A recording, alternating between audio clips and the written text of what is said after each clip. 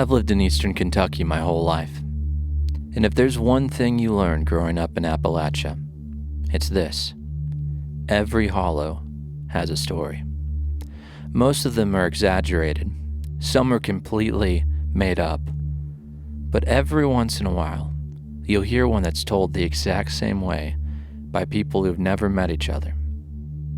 This is one of those stories. My grandfather spent nearly 50 years preaching in little mountain churches. Most of them were exactly what you'd expect. White clapboard siding, a gravel parking lot, a fellowship hall that always smelled like coffee, biscuits, and pinto beans. But there was one church he refused to drive past after sunset. Not because it was abandoned, because it wasn't. People still gathered there every Sunday morning. They still sang the old hymns, still held potluck dinners after service, still buried their families in the cemetery behind the sanctuary. To anyone passing through, it looked like any other Appalachian church, except for one thing. Every Saturday evening, just before the sun disappeared behind the ridge, the deacons locked the church from the outside. Not because they were afraid someone would get in, because they were afraid something might get out. The first time Grandpa told me that, I laughed. I was 12 years old, sitting across from him at his kitchen table while he drank coffee from a chipped ceramic mug. He didn't laugh with me. He took another sip and asked, "You ever notice how every old church in these mountains has a cemetery?" I shrugged. He turned toward the window and looked out at the tree line behind his house. "Some cemeteries are for keeping folks in." Then he changed the subject. I didn't realize until years later that he wasn't talking about the cemetery. The church was called Mount Olive Primitive Baptist. It sat nearly 6 miles beyond the nearest paved road, at the end of a narrow gravel path that wound through a hollow so deep the sun disappeared 2 hours earlier than it did in town. There were no houses nearby, no stores, no power lines running along the road, just the church, the cemetery, and the mountain rising behind them. Grandpa preached there twice a month when I was a kid. On those Sundays, my grandmother would pack sandwiches for the drive because there was nowhere to eat within 20 miles. The congregation was small, maybe 30 people. Most of them were old enough to remember when the church still used oil lamps. They were kind people, quiet people. But there were rules at Mount Olive that nobody ever explained. Children weren't allowed to play behind the church. No one entered the cemetery after sundown. And every Saturday night, one man from the congregation sat inside the sanctuary, alone. The others locked him in from the outside. At sunrise, they returned and let him out. I didn't know about that last rule until the summer I turned 16. Grandpa and I were driving home from a revival meeting one Friday night when his truck began overheating. We pulled onto the shoulder less than a mile from Mount Olive. By the time he got the hood open, steam was pouring out from underneath it. Neither of us had a phone signal, so we decided to walk to the church. There was an old telephone in the pastor's office, and Grandpa said the line usually worked. It was after 11 when we reached the property. The church was dark. The cemetery looked like a collection of pale teeth beneath the moonlight. As we crossed the parking lot, Grandpa suddenly stopped. There was a truck parked beside the fellowship hall, an old blue Ford. I remember him staring at it for several seconds. Then he looked at his watch. "What is it?" I asked. He didn't answer. He grabbed my shoulder and pulled me back toward the road. "We're not going inside." I reminded him that we needed to use the phone. "We'll walk to the Hensley's place." "That was nearly 4 miles away," I complained. Grandpa tightened his grip on my shoulder. "We are not going inside that church tonight." There was something in his voice I'd never heard before. Fear. Not nervousness, not caution. Actual fear. We'd almost reached the road when a sound came from inside the sanctuary. 3 slow knocks. Knock, Knock. Knock. I turned around. Grandpa didn't. He kept walking. Then a man's voice called from behind the locked doors, "Preacher?" Grandpa froze. The voice belonged to an older man named Earl Hensley. I recognized him immediately. "Preacher, is that you?" I started back toward the church, but Grandpa pulled me away so hard I nearly fell. "That's Earl," I said. Grandpa shook his head. "No, it isn't." The voice came again, closer to the door this time. "Samuel, please." Samuel was my grandfather's first name. Almost no one used it. "It's dark in here." Grandpa dragged me toward the road. Behind us, something struck the doors hard enough to shake them in their frame. Then Earl's voice began screaming, "Don't leave me in here." I tried to turn around. Grandpa slapped me. It was the only time he ever hit me in my life. He grabbed my face between both hands and forced me to look at him. "No matter what you hear," he said, "you keep walking." So we did. For the next mile, the screaming followed us through the hollow. It never grew quieter.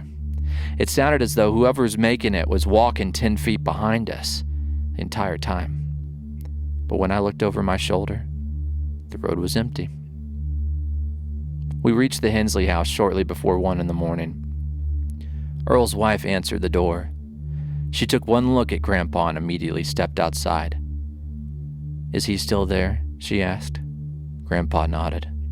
She closed her eyes. Then she invited us inside and called someone to retrieve the truck. Nobody explained anything to me. The next morning, 4 deacons drove to Mount Olive just before sunrise. Grandpa went with them. I begged to come. He refused. Then he returned several hours later. His shirt was stained with dirt, and one sleeve had been torn almost completely off. I asked what happened. He said Earl had suffered some kind of spell during the night. That was all he would tell me. But Earl never came back to church. In fact, I never saw him again. When I asked his wife where he'd gone, she said he was staying with relatives in Tennessee. Years later, I learned that Earl Hensley didn't have any relatives in Tennessee. After that night, I stopped laughing at Grandpa's stories. But as I got older, I convinced myself there had to be a reasonable explanation. Maybe Earl had been mentally ill. Maybe the congregation had some strange religious practice they were ashamed to discuss. People in isolated communities sometimes develop traditions that didn't make any sense to outsiders. That was what I told myself. Then I left Eastern Kentucky for college. I found work in Lexington. I got married. Years passed. Mount Olive became one of those half-remembered places from childhood, something that felt more like a dream than a real location. Until Grandpa died. He passed away in late October. The trees had just started turning and the whole county seemed to show up for the funeral. Farmers, coal miners, teachers, men I'd never seen cry stood in line with tears running down their faces. The service was held at the church Grandpa had pastored in town, but he was buried at Mount Olive. He had purchased the plot years earlier, directly beside my grandmother. I hadn't been back there since I was 16. The church looked smaller than I remembered. The paint was peeling. The gravel lot was full of weeds. But the cemetery had been perfectly maintained. Grandpa's grave had already been dug when we arrived. As the pallbearers carried his casket past the rear corner of the church, I noticed something strange. The old cellar doors were wrapped in chain. Not one chain, several, each secured with a different padlock. I asked one of the deacons about it. He pretended not to hear me. After the burial, while everyone else gathered around the fellowship hall, the oldest deacon caught me before I reached my truck. His name was Amos Bell. He was nearly 90 and walked with a cane. He reached in the pocket of his flannel coat and placed a heavy brass key in my hand. "Your granddaddy wanted you to have this." I turned it over. It was old, like really old. the kind of key that hadn't fit a modern lock in 100 years. "What does it open?" I asked. Amos looked toward the church, then toward the mountain rising behind it. When he looked back at me, he seemed genuinely afraid. "I pray you never find out." Then he walked away. For 3 weeks, the key sat in my kitchen drawer. I couldn't stop thinking about it. I tried calling Amos, but his number had been disconnected. I called the church in town and asked whether Grandpa had left behind a safe deposit box or an old trunk. Nobody knew anything about the key. Eventually, curiosity got the better of me. On a gray Friday afternoon, I drove back to Mount Olive. I told myself I was just satisfying my curiosity, nothing more. The church looked exactly as it had on the day of the funeral. The grass was neatly cut. Fresh flowers sat beside Grandpa's grave. Everything looked normal, except the front doors were standing open. I parked beside the fellowship hall and waited. No cars, no voices, no sign that anyone else was there. I considered leaving. I should have. Instead, I took a flashlight from my truck and walked inside. The sanctuary smelled of dust, damp wood, and old hymnals. Late afternoon light filtered through the narrow stained glass windows. Rows of wooden pews faced a simple pulpit. An upright piano sat against the wall. At first, nothing seemed unusual. Then I noticed the candle. It stood on the communion table at the front of the sanctuary. One white candle, recently lit. The wax was still running down its side. "Hello?" My voice echoed through the building. Nobody answered. I walked past the pews and checked the small rooms behind the pulpit. Empty. The pastor's office was empty too, so was the fellowship hall. When I returned to the sanctuary, the candle had gone out. I hadn't heard anyone move. I hadn't felt a draft, but a thin trail of smoke curled toward the ceiling. Then I heard footsteps beneath me. Slow, measured, walking directly below the sanctuary. Mount Olive wasn't supposed to have a basement. At least that was what I had always believed. I aimed my flashlight at the door. The footsteps stopped.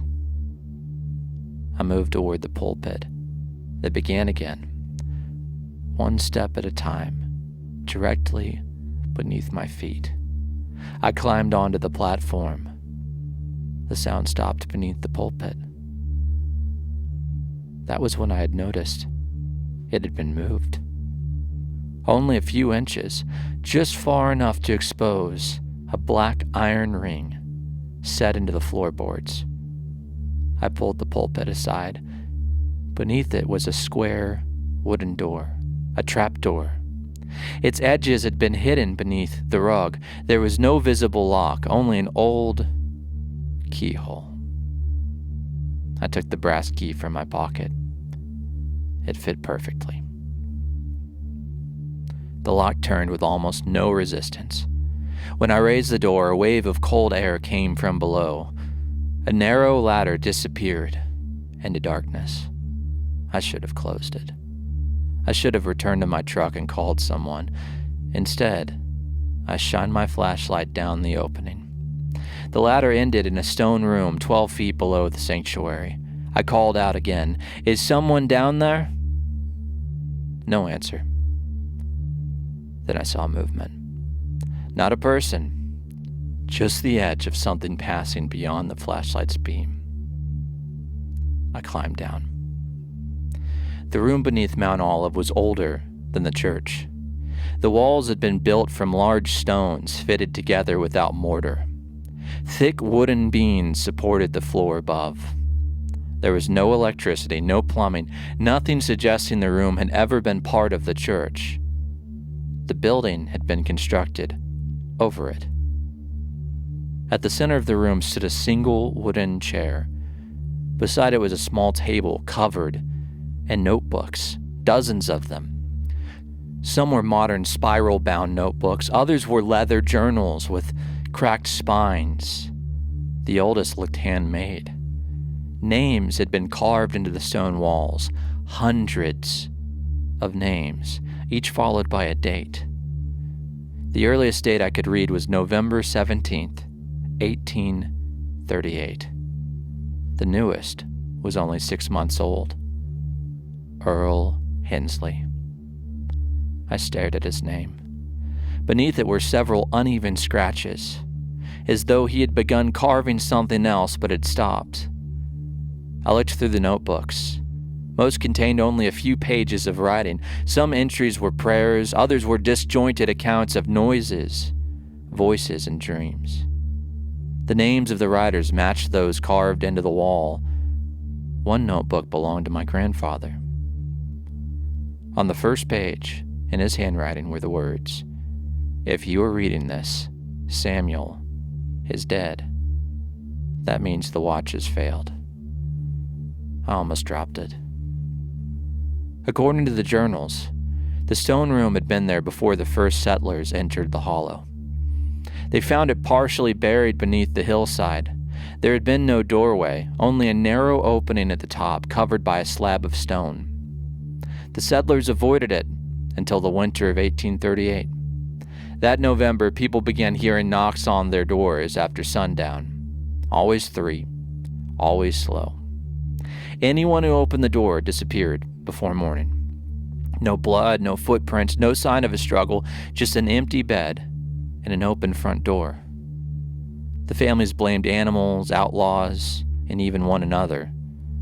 Then a farmer named Thomas Bell heard the knocking at his cabin. Instead of opening the door, he followed the sound outside. It led him through the woods to the stone chamber. He climbed inside and remained there until sunrise. That night, no one in the hollow disappeared, but Thomas Bell was never the same. He claimed something had spoken to him from inside the walls. It had offered him a bargain. One person would remain in the chamber every Saturday night. In return, the knocking would stop. At first, the families refused. The next Saturday, 3 children disappeared from the same house. The following week, Thomas Bell volunteered to sit in the chamber again. No one vanished. After that, the families created a schedule. 1 person every Saturday, sunset to sunrise. Years later, they built Mount Olive over the chamber. The church wasn't placed there because the ground was holy. It was built to hide what lay beneath it. I read through my grandfather's entries. He had taken his first watch in 1968. Over the next 50 years, he returned to the chamber dozens of times whenever another person became too old, too sick, or too frightened to continue. He described hearing voices in the stone. His mother's voice, his brother's voice, my grandmother's voice after she died. The thing beneath the church knew personal details no stranger could have known. It never showed itself. It only spoke and knocked. The final complete entry had been written 9 months earlier. Grandpa said the voices had changed. For generations, they had begged the person in the chamber to open the wall. But now they were warning him. It has learned the prayers. It knows the hymns. It can speak with the voices of the living now. Soon, it will no longer need us to open anything. The last entry was written 3 days before Granddad died. It contained only 2 sentences. The church must remain locked every Saturday night. If the doors are ever open when the sun goes down, do not enter. I slowly looked toward the ladder. The front doors had been open when I arrived. Outside, the final light of day was disappearing. I climbed the ladder as quickly as I could. The trapdoor wouldn't open. I pushed harder. Something heavy had been placed over it. I shouted for help. No answer. I pounded against the wood. The impact echoed through the sanctuary above me. Then something knocked on the stone wall behind me. 3 times. Knock, knock, knock. I turned around. The wall was solid. Another knock came from the opposite side of the room, then another from beneath the floor. The sound began moving, around me, under me, above me, as though something were circling the chamber from inside the stone. I gripped the ladder and pushed against the trap door again. It didn't move. Then my grandfather spoke behind me. "Easy, son." I froze. The voice came from the darkest corner of the room.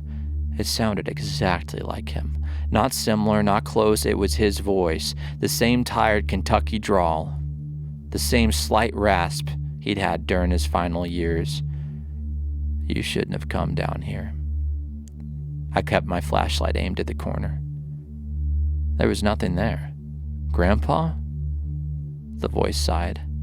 "You need to listen to me now." I wanted to believe it. For one stupid second, I did. Then I remembered the journal. It could speak with the voices of the living. Maybe the dead, too. "What do you want?" "To help you." The voice moved closer without any accompanying footsteps. "You need to open the door." "What door?" "The one behind the names." My light moved across the wall. Beneath the hundreds of carved names, I saw a thin rectangular outline in the stone. I hadn't noticed that before. A doorway that had been filled in. The brass key in my pocket suddenly felt warm. "Your granddaddy kept us in here," the voice said. "Earl kept us here. All those frightened old men kept us in the dark." The voice changed. Now it sounded like Earl Hensley. "Please." Then my grandmother. "You remember me, don't you, sweetheart?" Then a child. Then my wife. I knew she was home in Lexington, more than 2 hours away, but her voice came clearly from behind the stones. "Please, open it. I can't breathe." I backed away. The voices became louder, dozens of them speaking at once, begging, praying, crying. Then all of them stopped. The silence that followed was worse. A new sound came from above. A vehicle entering the gravel lot. Headlights passed through the sanctuary windows and shone down through the cracks in the floor. Someone had arrived. I shouted, "I'm down here!" A car door slammed. Footsteps approached the church. The front door creaked open. The thing inside the wall began laughing in Grandpa's voice. I climbed the ladder and struck the trap door with my shoulder. "Don't come inside!" The person above me walked down the center aisle. "Hello?" It was a woman's voice. Young. Unfamiliar. "Is somebody here?" I screamed for her to leave. She didn't seem to hear me. Her footsteps reached the pulpit. The thing in the wall whispered, "She's going to open it." The trapdoor shifted slightly. I pushed again. This time it rose an inch before slamming shut. The woman above me gasped. "Who's down there?" "Listen to me," I shouted. "You need to leave the church right now." "What are you doing down there?" "Go outside, close the doors, lock them." A long pause. Then she asked, "Why?" The thing behind the wall knocked 3 times. The woman heard it. I knew she had because her breathing changed. "What was that?" "Don't answer it." The knocking came again. Not from beneath the floor this time, from the sanctuary entrance. 3 slow knocks against the open church door. The woman walked away from the trapdoor. "Wait!" I shouted. The thing spoke in a man's voice from the front of the church. "Rachel?" The woman stopped. The voice began to cry, "Rachel, honey, please." She whispered, "Daddy?" thing in the chamber laughed again. I climbed higher and drove both shoulders against the trapdoor. It lifted just enough for me to wedge my fingers into the gap. Above me, Rachel was walking toward the front entrance. "That's not your father," I screamed. The weight on the trapdoor shifted. An old iron floor safe had been pushed over it. I managed to move it several inches. The trapdoor burst open, throwing me onto the sanctuary floor. Rachel stood in the center aisle. She was facing the church entrance. Behind the open doors, a man-shaped figure stood in the fading light. I couldn't see its face. Rachel took a step toward it. I grabbed her from behind and pulled her to the floor. The figure moved forward. The moment its foot crossed the threshold, every window in the church shattered inward. The candle on the communion table relit itself.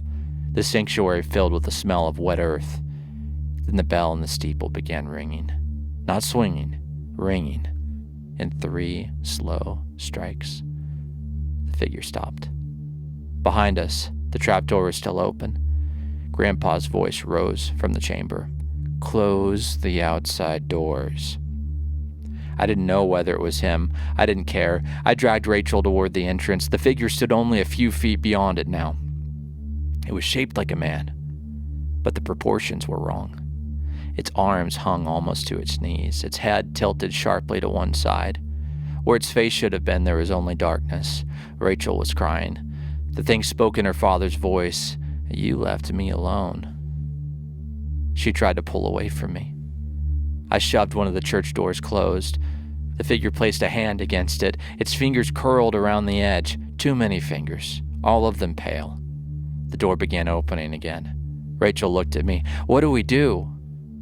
I remembered the Saturday ritual. The deacons locked the church from the outside. Not merely to keep the thing in the chamber. They locked someone inside with it. A watch had to be kept. The bargain had to be honored. I pulled the brass key from my pocket. The thing outside stopped pushing. It turned its featureless head toward the key, then it began screaming. Every voice I'd heard in the chamber came out of it at once. I slammed the door against its hand. The fingers vanished. Rachel pushed the second door closed. I turned the brass key in the inside lock. The doors shuddered as something struck them from the inside. Once, twice, 3 times. Then silence. Rachel and I remained inside Mount Olive until sunrise. We never opened the trapdoor again. We sat in the front pew with our backs against the doors and listened to the thing move through the building. Sometimes it walked beneath the floor, sometimes above the ceiling. Several times it sat in a pew directly behind us. We could hear its breathing. Once Rachel's father whispered from the darkness, "I forgive you." She covered her ears and cried without making a sound. Just before sunrise, the church became completely still. A few minutes later, tires crunched across the gravel. Amos Bell and 3 other men arrived. They unlocked the doors from the outside. When Amos saw me holding the brass key, he lowered his head. "I'd hoped Samuel was wrong." "About what?" "That it would choose you." The men sealed the trapdoor beneath the pulpit. They replaced the chains of the cellar entrance. Nobody asked Rachel why she had come to the church. She told me later that her father had died the previous year. The night before she came to Mount Olive, she received a voicemail from his old phone number. The recording contained only 3 knocks and directions to the church. Rachel moved away from Kentucky a month later. As far as I know, she's never returned. I wish I could say the same. Mount Olive still holds services every Sunday. The congregation is smaller now. Most people in the county have no idea what happens there on Saturday nights. They see an old country church, a peaceful cemetery, a place where their grandparents were married and their parents were baptized. But every Saturday evening, just before the sun disappears behind the ridge, the deacons gather in the parking lot. One man enters the sanctuary alone. The others close the door behind him, then they lock the church from the outside. Tonight, that man is me. I've been sitting here for almost 6 hours. The building's been quiet until now. A few minutes ago, someone knocked on the front doors.